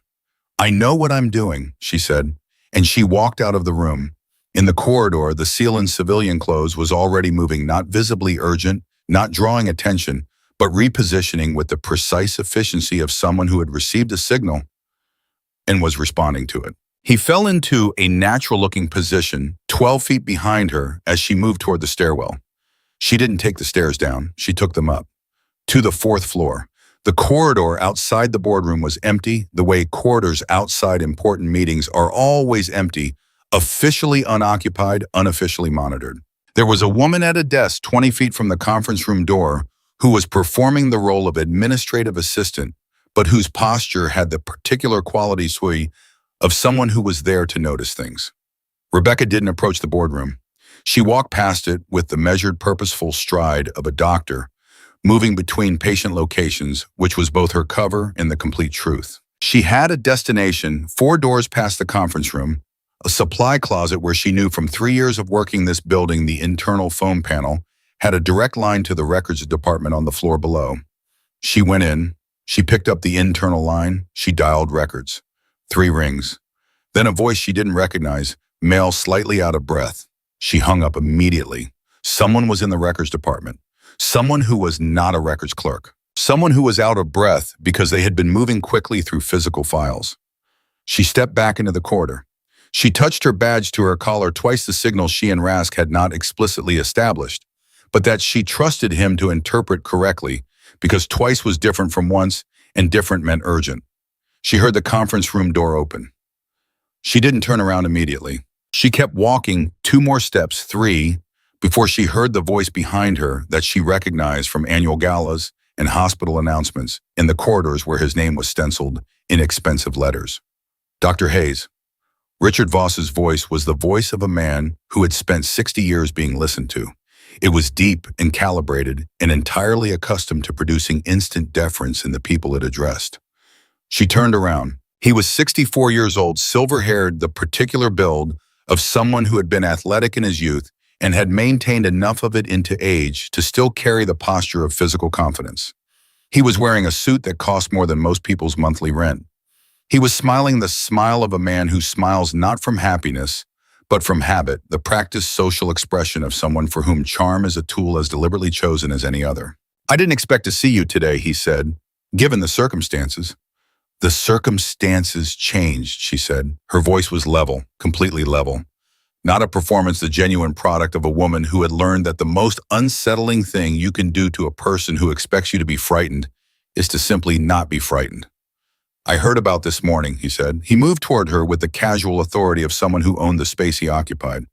"Gerald can be overzealous. I want you to know that decision wasn't made at the board level." "I know exactly at what level that decision was made," she said. Something moved in his eyes. The smile stayed, the facial muscles held it, but behind it something adjusted, recalculated. "You've had quite a day," he said. "I have," she agreed. "The military retrieval was unexpected," he said. "We were surprised." "I imagine you were," she said.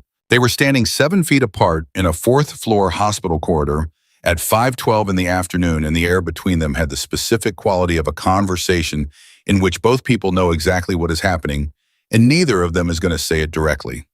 Yet. "Dr. Hayes," he said, and the warmth had dropped approximately 15 degrees from his voice, replaced with something that was not quite a threat, but was the structure a threat is built on. "Whatever you think you know." "October 14th, 2019, she said. 3 a.m. potassium chloride, 4 times the therapeutic range. Patient name Colonel William Carver. She held his gaze. "I know what I wrote in that report, Mr. Voss.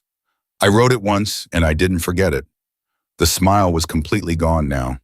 What replaced it was the face beneath the face, the one that existed before the social architecture was built over it. And what lived there was not the face of a philanthropist or a hospital board chairman, or a man whose name was stenciled in expensive letters on hospital wings.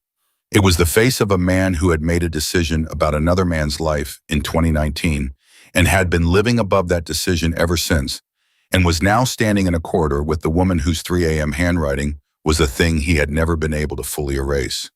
"You should be very careful," he said quietly. "I am always careful," she said. "That's what makes me a good surgeon."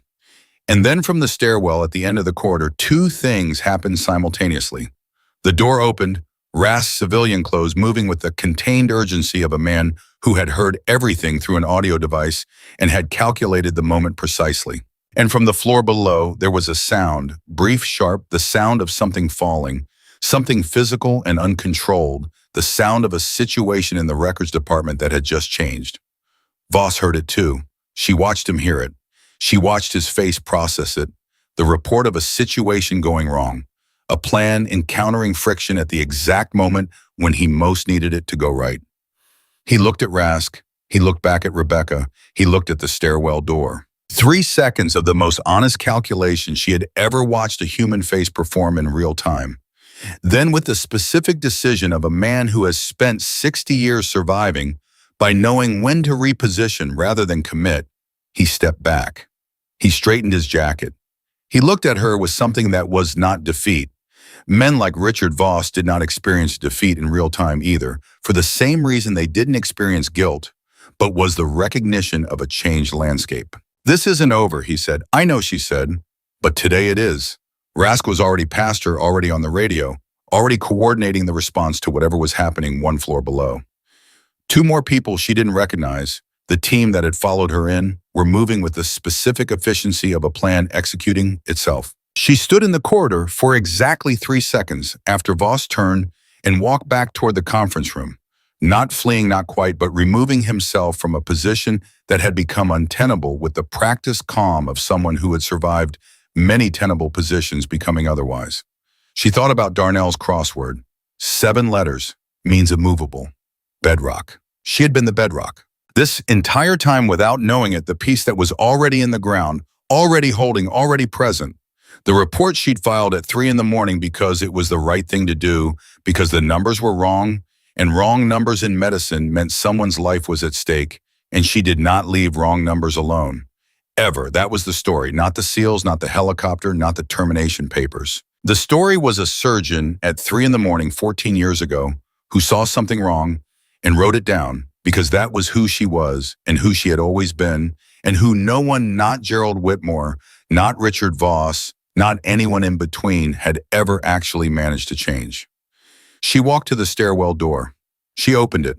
She started down toward the records department, toward the sound of things resolving themselves, toward the end of a day that had started with someone trying to erase her and was ending with her name exactly where it had always been, at the center of the story in her own handwriting, immovable. The records department smelled like old paper and fluorescent light in the particular stillness of a room that had just stopped being still. Rebecca came through the stairwell door to the second floor and immediately read the corridor, the way she read a trauma bay, quickly, completely extracting the essential information before committing to a direction.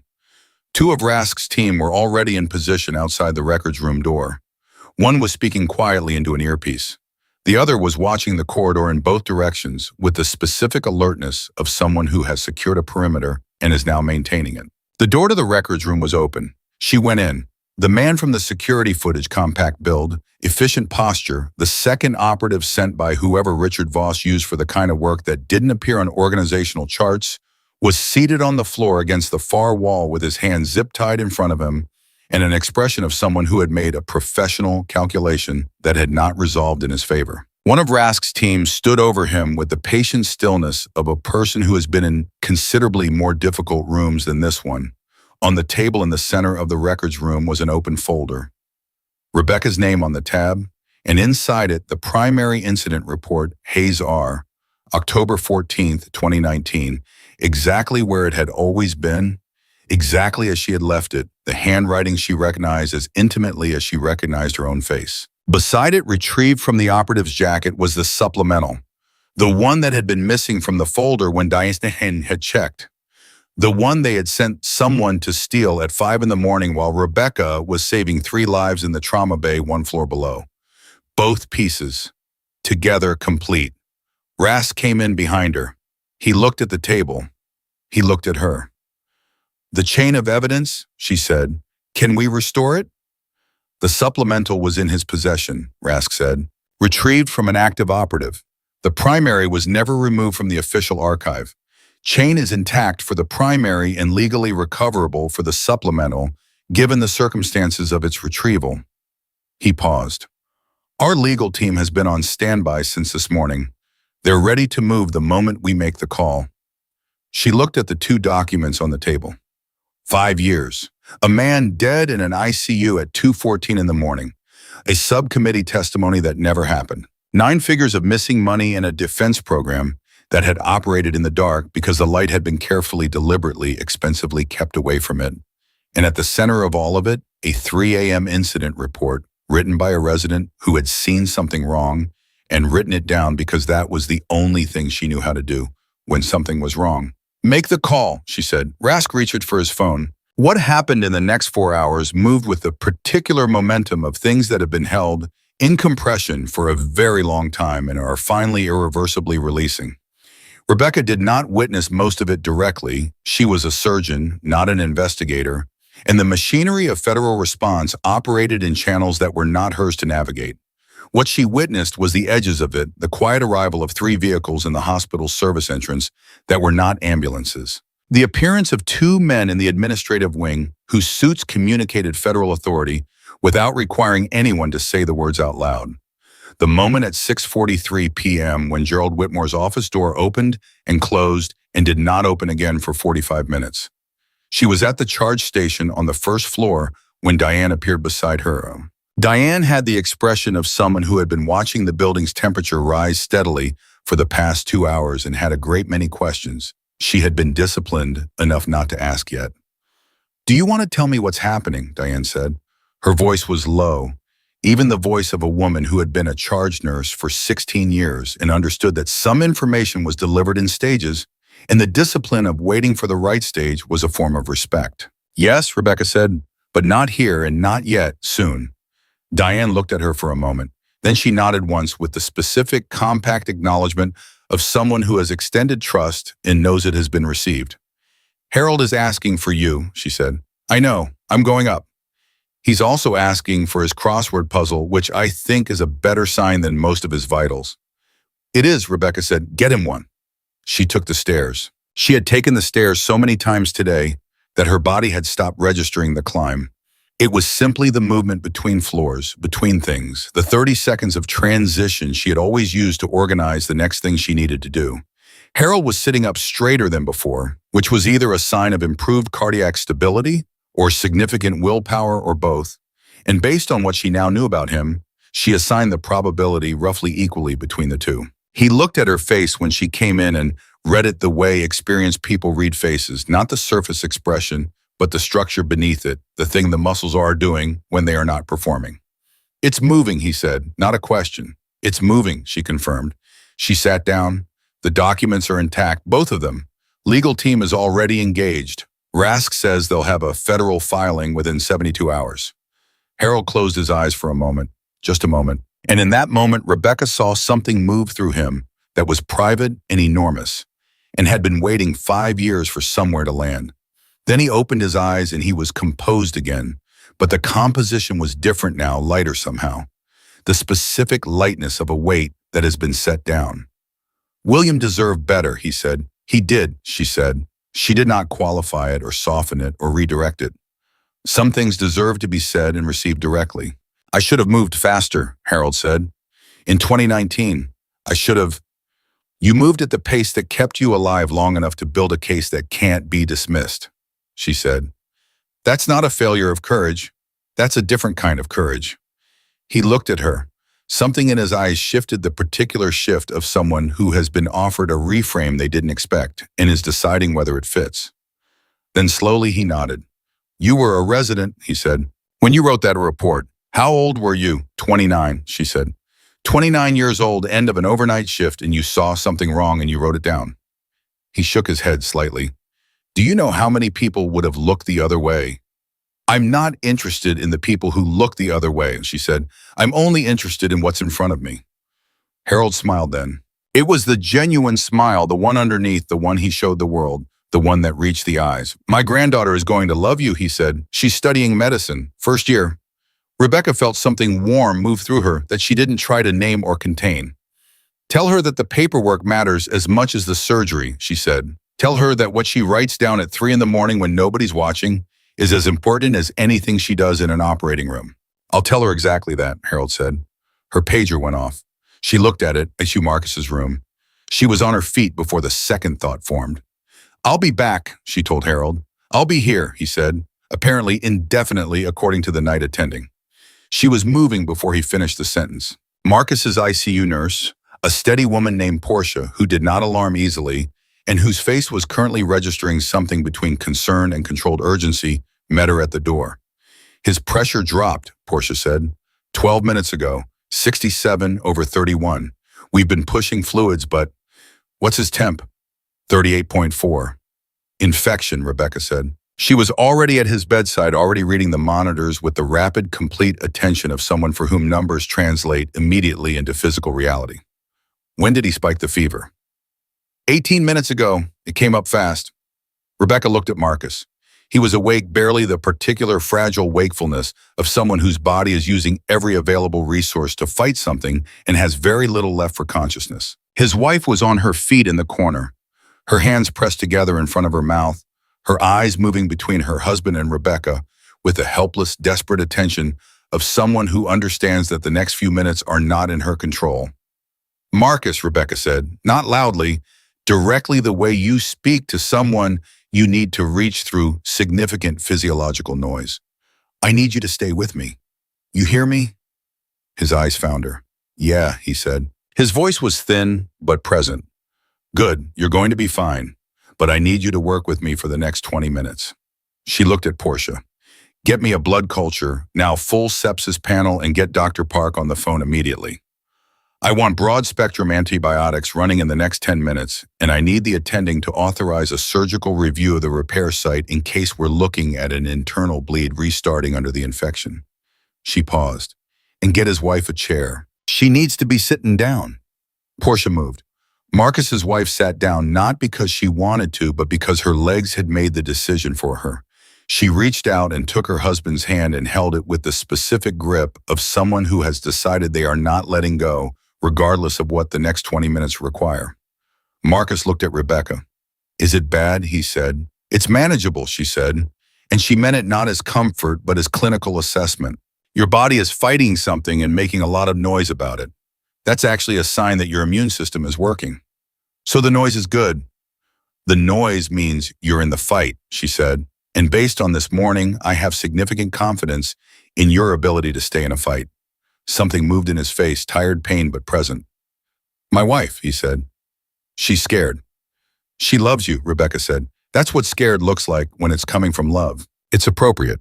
She worked the next 23 minutes with the focused efficiency of someone who had built today's particular blueprint at 5:47 this morning and had been executing it ever since, adapting as the conditions changed, as they always changed, as they always required. The antibiotics went in, the blood cultures went out, Dr. Park arrived at the right Park, the competent one, and reviewed the imaging with her, and they agreed on the approach, and they executed it with the collaborative precision of two professionals who were not interested in being right individually so much as getting the outcome right collectively. Marcus's pressure began to climb at the 26-minute mark. Slowly at first, 71/35, then with more conviction, the way a tide comes in incrementally and then all at once. By the 40-minute mark, he was at 84/52, and the fever had begun to respond to the antibiotics, in the particular crisis of the last hour, had not disappeared, but had been managed into a category that would require vigilance and time rather than emergency intervention. Rebecca stood at the foot of his bed and looked at his numbers for a long moment. Then she looked at his face, the color returning, the eyes more present, the particular quality of someone climbing back toward the surface from somewhere very deep. His wife had not let go of his hand. Not once, Oman. You scared me, Rebecca said to Marcus quietly. He looked at her. You scared yourself, he said. His voice was thin, but the humor was back in it, and humor was the sign she had been waiting for. I could tell. You couldn't tell anything, she said. You were barely conscious. I was conscious enough, he said. You did that thing with your jaw. My wife does the same thing when she's worried about something and pretending she isn't. Rebecca looked at Marcus's wife. Marcus's wife looked back at her with the exhausted, grateful, slightly amused expression of a woman who has been married long enough to recognize the specific architecture of someone in the act of holding themselves together. He does notice things, his wife said. Evidently, Rebecca said. She left them. She stood in the ICU corridor for 30 seconds doing nothing at all, which was something she rarely allowed herself, and which her body was currently insisting upon with the particular insistence of a system that has been running at full capacity since 5:47 a.m. and has just handled its fourth critical situation of the day. 30 seconds. Then she straightened. Then she moved. Rask found her at the east corridor window. The same window where she had stood with her coffee that morning, watching the parking lot carrying the ordinary Tuesday forward into whatever it was going to become. He came and stood beside her with the quiet of someone who has been through a long day with a person and has moved past the need to fill every silence. Voss, she said. Federal agents made contact with him at 6:58 p.m., Rask said. He was still in the building. Board meeting had concluded. He was... A pause. He was in the administrative wing, outside Whitmore's office. She processed this. He went to Whitmore. We believe he was attempting to establish a narrative, Rask said, to position the termination attempt as an independent administrative decision with no connection to anything else, to put distance between himself and this building's events today. He paused. He didn't have enough time to do it effectively. And what happens to Whitmore? He cooperated immediately, Rask said, within the first 15 minutes of questioning. He provided documentation of the communications that led to the termination order, communications that came through the board office, through channels that connect directly to Voss's oversight of hospital administrative decisions. He looked at her. Gerald Whitmore is a man who was used as a tool and didn't know it. That doesn't absolve him of his own ugliness. But in terms of criminal culpability, he's not the target, she said. No, Rask said. He's not. She looked out the window. The parking lot in the evening light. Cars she didn't recognize, alongside cars she did: Diane's blue sedan, Porsche's truck, the attending physician, rotation vehicles she had cataloged over 3 years of 547 mornings. Holt, she said. How is he a pressure holding at 91/58, Rask said. Priya says he's going to regain consciousness within the next 12 hours. She says he stopped. Something in his voice shifted the professional surface and the human thing beneath it, moving closer together than they usually did. She says the spinal fragment extraction was the most technically precise thing she has ever witnessed in a field surgical environment. Rebecca said nothing. She looked at the parking lot. He's going to want to meet you, Rask said, when he's conscious. He specifically, another pause. In his personal log 6 days ago, after he found your name, he wrote something. What did he write? Rask reached into his jacket. He produced a third printed page, this one smaller, a single paragraph, clearly a personal entry rather than an operational document. He held it out to her. She took it. She read it. Holt's handwriting was dense and upright, the handwriting of someone who thought faster than they wrote and was always trying to catch up. The entry read, "Found R. Hayes in the Meridian Cross reference. She was 29 years old and on hour 14 of an overnight shift, and she saw something that career physicians and federal investigators missed for 5 years. She wrote it down. She filed it twice. She was told to drop it, and she dropped it because she had to, not because she wanted to. I need to find this woman. Not just for the case.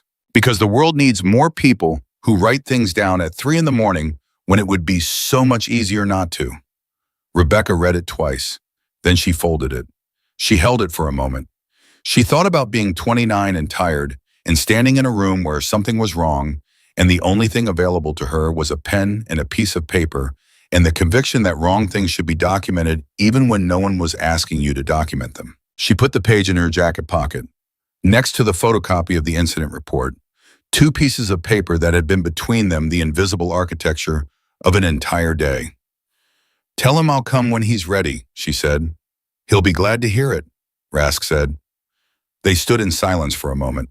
The window light was the particular gold of a day ending, the light that makes ordinary things look briefly significant, that gives parking lots and hospital corridors and human faces the quality of something worth looking at. "What happens now?" she said, not anxiously, with the practical directness of someone who needs the information to plan the next thing correctly. "The filing happens within 72 hours, Rask said. After that, it's out of our operational jurisdiction and into legal and judicial channels. We'll be called as witnesses. You'll be called as the originating documentarian." He paused. "It's going to be public." "I know. Your name is going to be in it, prominently." "I know," she said again. "How do you feel about that?" She considered the question with the seriousness it deserved. Not the performance of consideration, the actual internal movement of a person examining something honestly before answering. "I feel like I wrote a report at 3 a.m. because it was the right thing to do," she said. "And if having my name attached to that makes other people think about writing their own reports at 3 a.m. when it's easier not to, then that's fine. That's more than fine." Rask nodded slowly. He looked at the window, then at her. "What about this hospital? What about it?" "The termination order was issued this morning. Technically, it was never signed, but the administrative situation is Gerald Whitmore's problem," she said. "I'll be back at 5:47 tomorrow morning, same as always. If someone wants to have a conversation about my employment status, they can have it with me, then in person with whatever documentation they feel is appropriate." She paused. "Darnell will need help with his crossword. That alone makes me indispensable." Rask made a sound that she was almost certain the closest thing to a laugh she was going to get from him. She decided to count it.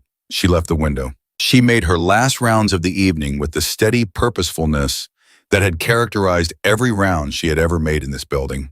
Marcus stable and improving, his wife finally accepting a cup of coffee from Portia. Amara asleep with her phone still in her hand, her mother dozing in the chair beside her. Harold working through the crossword. Diane had brought him his reading glasses, on his heartbeat, regular on the monitor. The particular contentment of a man who has set down a weight he has been carrying for 5 years visible in the set of his shoulders. She stopped at Harold's door on the way out. He looked up from the crossword.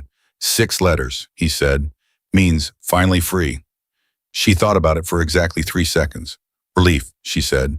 He considered it. He counted the letters on his fingers. He wrote it in. He looked up at her with the eyes of a man for whom the word fit in more places than the crossword grid. Relief, he said. Yes, that works. She walked out of Mercy General at 8:51 p.m., through the employee entrance, past Darnell's desk badge clipped to her coat because she was coming back tomorrow, and there was no reason to put it away. Darnell looked up. Long day, Doc. Long day. Audie, she agreed. You okay? She stopped at the door. She thought about this question with the honesty it deserved, the real okay, not the reflexive one. She thought about the helicopter and the surgical table, and the 14 words and the potassium chloride dosage, and Richard Voss's face in the 4th floor corridor, when he understood that the landscape had changed. She thought about Marcus saying, I could tell because you did that thing with your jaw. She thought about Harold's granddaughter studying medicine in her first year. She thought about James Holt's handwriting. The world needs more people who write things down at 3 a.m. when it would be so much easier not to. Yeah, she said, I'm okay. Well, and she meant it with the complete, unperformed, fully inhabited truth of a woman who had started this day being called a cripple and was ending it having saved 4 lives, preserved a federal case 5 years in the making, and stood in a corridor with a man who had the power to erase her and refused to be erased. Rask's vehicle was waiting half a block away. He would drive her home. Tomorrow the legal machinery would begin its work. In 72 hours, filings would be made and names would be public. And the thing that had been held in the dark for 5 years would finally have to exist in the light where things that have been done wrong are required to account for themselves. She walked through the door. The evening air hit her cool, direct, the specific freshness of outside air after a day spent entirely inside a building, breathing recycled oxygen and other people's urgency. She breathed it in. She stood still for exactly 1 moment. She thought about tomorrow morning. 5:47. The badge already out. Darnell's crossword. The East Corridor window and the coffee and the ordinary, extraordinary work of showing up completely to whatever the next thing required. She thought about what it meant to be the bedrock, the thing already in the ground, already holding, already present before anyone thought to look for it. She thought about the 29-year-old resident who had written a report in the small hours of the morning, not because anyone asked her to, not because it was safe, not because she had any idea that it would matter the way it mattered, but simply because she was someone who looked at wrong things directly and wrote them down.